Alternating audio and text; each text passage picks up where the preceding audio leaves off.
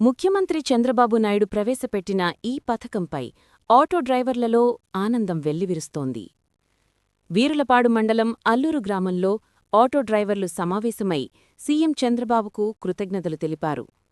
Super six పథకాలతో పాటు auto డ్రైవర్ల సంక్షేమం కోసం ప్రత్యేక ప్రాధాన్యత ఇవ్వడం పట్ల వారు ప్రశంసలు వ్యక్తం చేశారు. గత ప్రభుత్వంలో ఇచ్చిన 10,000 రూపాయల ఆర్థిక సాయాన్ని ప్రస్తుత కూటమి ప్రభుత్వం 15,000 రూపాయలకు పెంచినందుకు సంతోషం వ్యక్తం చేశారు.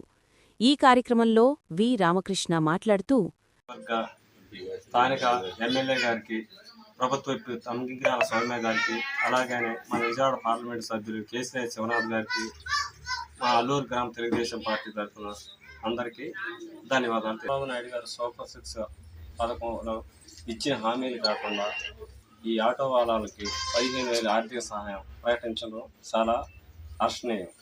ముందుగా జగన్మోహన్ రెడ్డి గారి హయాంలో ఆయన గారు ఇచ్చింది 2,61,516 మంది లబ్ధిదారులకి ఆయన ఒక్కొక్క ఆటో డ్రైవర్కి 10,000 లెక్క ఆర్థిక సహాయం ఇచ్చారు.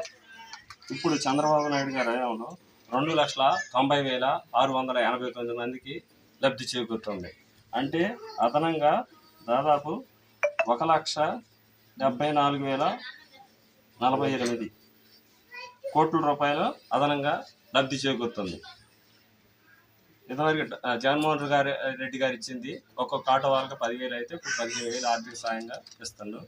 ఈ ఉచిత బస్సు ప్రయాణం వల్ల ఆటో వాళ్ళు ఇబ్బంది పడుతున్నారనే ఉద్దేశంతో వాళ్ళకి ఆర్థిక సాయం అందిస్తున్నాడు.